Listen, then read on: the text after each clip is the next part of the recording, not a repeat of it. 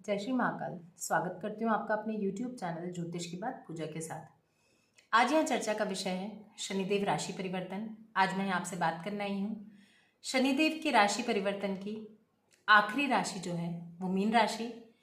Mean राशि पे शनि की मध्य 7.5 लगने जा रही है। आपकी राशि पे शनि है।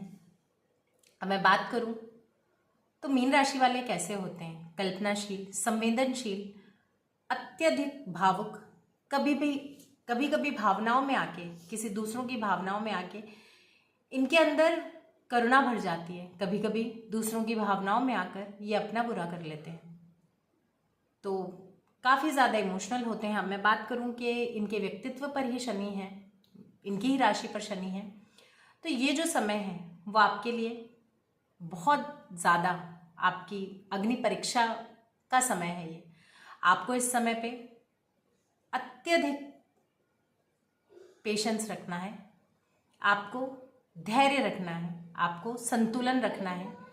आपका व्यय अधिक होगा। आपका जो व्यय है, आप कितनी भी कोशिश कर लेंगे कि सही जगह पैसा लगाएं, सही जगह पैसा लगाएं, पर आपका पैसा फिजूल खर्ची ज़्यादा होगी।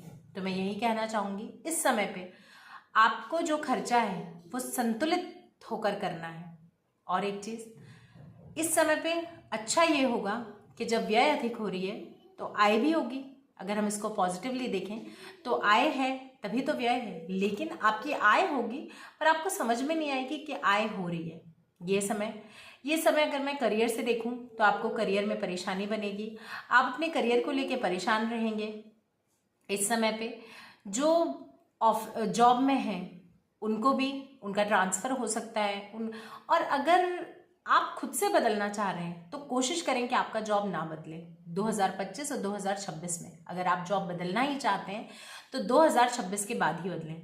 2026 के आखिरी में आप बदल सकते हैं, लेकिन अभी आप अपनी नौकरी ना बदलें, अभी आप कोई भी रिस्क ना लें। अभी अगर मैं बिजनेसमैन की बात करूं तो जो बिजनेस में हैं वो लोग भी कुछ नया करने का ना सोचें।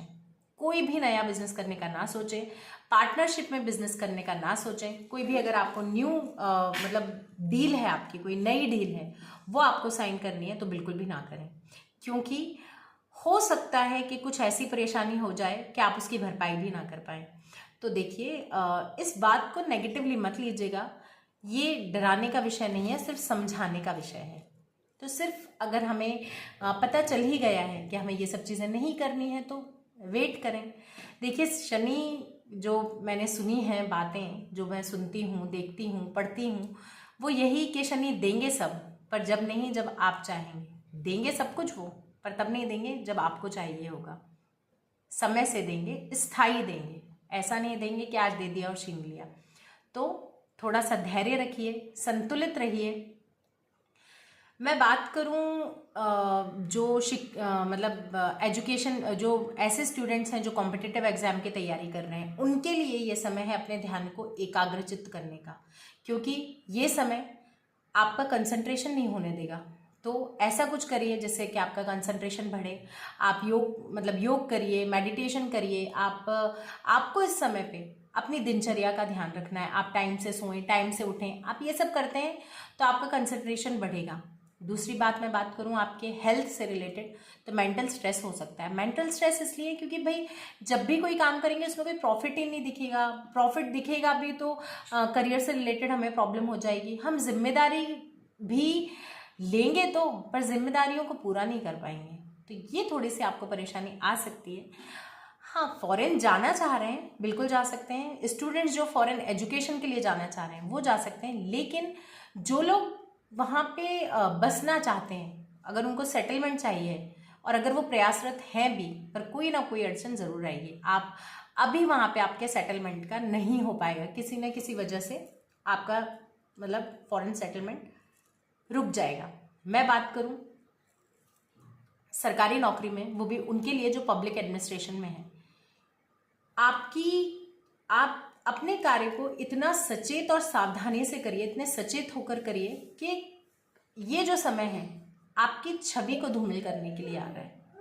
हो सकता है आपकी छवि धूमिल हो जाए। देखिए, मैं आपको फिर से ये एक चीज़ बताना चाहूँगी कि शनि कि जो ये 7.5 है वो परेशान तो करेगी, पर देखिए अगर आपकी कुंडली में शनि जो है, चंद्रमा जो है, शनि नहीं सॉरी चंद्रमा जो है, अगर शनि के साथ युति है, शनि से चंद्रमा का दृष्टि संबंध हो रहा है, चंद्रमा आपके पीड़ित हैं, राहु से युत हैं, केतु से दृष्ट हैं और पापक ग्रहों से दृष्ट हैं, तो ये समय थोड़ा खराब होगा। अब मैं बात कर लेती हूँ आपसे इनकी दृष्टियों की। तो देखिए कभी भी प्रकृति अगर हमें हमारी परीक्षा लेती है तो कभी भी वो हमारा साथ नहीं छोड़ती। अगर हम इसको पॉजिटिवली लें तो हमारे साथ अगर कुछ बुरा होना भी होता है ना, तो भी प्रकृति हमारा हाथ पकड़े हुए रहती है। हम देखिए क्या है इसका, तीसरी दृष्टि है आपके पुरुषार्थ पे, 7वीं दृष्टि है आपके दाम्पत्य पे, 10वीं दृष्टि है आपके 1 सेकेंड 7 8 हाँ 10वीं दृष्टि है आपके कर्म भाव पे। तो यहाँ पे शनि आपको ये बताना चाह रहे हैं कि भाई आपको पुरुषार्थ करना है, आपको पुरुषार्थ से पीछे नहीं हटना है, आपको मेहनती रहना है, आपको अपने कार्य के लिए ईमानदार रहना है, आपको न्यायप्रिय रहना है, आपको अनुशासनहीन नहीं बनना है, आपको अनुशासन के साथ ही काम करना है। आप अपने दाम्पत्य को छोटी छोटी बातों पर लड़ाई नहीं करनी है, आपके दाम्पत्य में ट्रांसपेरेंसी रखनी है। अगर आपकी लव लाइफ है, लव लाइफ के लिए ठीक है, लेकिन जब करियर में प्रॉब्लम आती है तो लव लाइफ को कैसे आप ध्यान रखोगे? आपकी लव लाइफ करियर से रिलेटेड प्रॉब्लम है, आप एक दूसरे को टाइम नहीं दे पाएंगे तो वहाँ ज़्यादा प्रॉब्लम क्रिएट होने लगेंगी। आपके दाम्पत्य में अगर ट्रांसपेरेंसी नहीं रखोगे, एक दूसरे से गुस्सा हो जाओगे, कम्युनिकेशन गैप हो जाएगा, तो आपका मैरिड लाइफ खराब होने लगेगा। तो बस यही है कि ये छोटी छोटी बातों का अगर आप ध्यान रखते हो तो चीज़ें मैनेज कर पाओगे। आपको बस मैनेज करना है इस टाइम को, और कैसे करना है? पीसफुली करना है, पेशेंस रह के करना है। पेशेंस की सबसे ज़्यादा ज़रूरत है इस टाइम पे। जो ये 2.5 साल है वो आपके जो शनिदेव हैं आपके पेशेंस की यहाँ पे आपसे आपकी परीक्षा ले रहे हैं, तो इन चीज़ों का ध्यान रखना है। पिता पुत्र का संबंध अच्छा नहीं होता जब भी शनि की दृष्टि होती है, क्योंकि दृष्टि है विच्छेदात्मक। आपको अपने पिता के साथ अच्छे संबंध रखना है। कोई मतभेद हो भी जाता है पर मनभेद मत करिए, मतभेद हो जाने दीजिए पर बात कर लीजिए। सुबह लड़ाई हुई, दिन में बात कर लो, दिन में लड़ाई हुई, शाम को बात कर लो।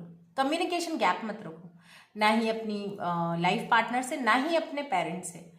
अगर आप ये छोटी छोटी चीज़ें मानते हैं तो आपका जो ये गोचर है आपको पॉजिटिव बनाएगा, आपको परेशानियों का सामना करना सिखाएगा।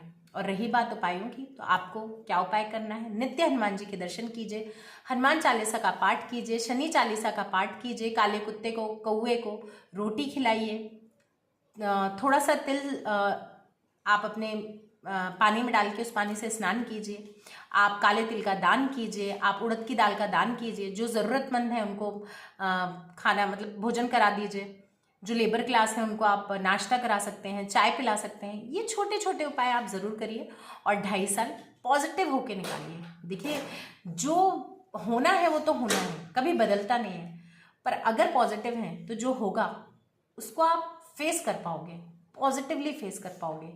तो पेशेंस रखना है और पॉजिटिव रहना है, अपने पार्टनर के लिए ट्रांसपेरेंट रहना है, अपने माँ बाप से भी अपने आप को अच्छे रिश्ते रखना है, जीवन के प्रति व्यवहारिक रहना है। अगर ये छोटी छोटी चीज़ें आप कर लेंगे तो इस समय को आप अच्छे से निकाल पाएंगे। जय श्री महाकाल।